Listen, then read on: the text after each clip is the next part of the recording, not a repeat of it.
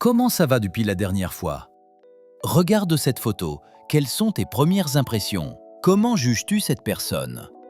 Beau, charmant, intelligent, sympathique? C'est comme ça que beaucoup décrivaient au premier regard cette personne.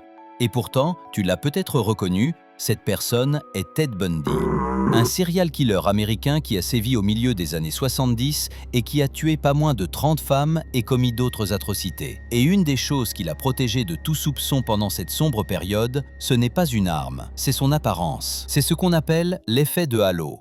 Il s'agit d'un biais cognitif dans lequel une caractéristique perçue comme positive influence notre jugement global sur une personne.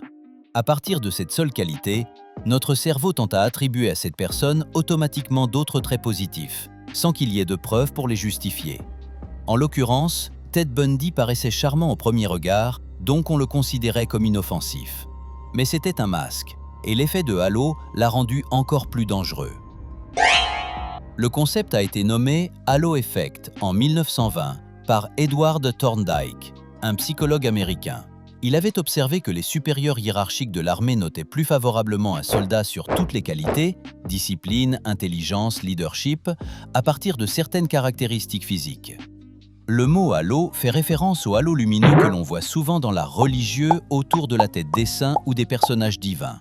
Une aura brillante censée symboliser la bonté, la pureté ou encore la sagesse.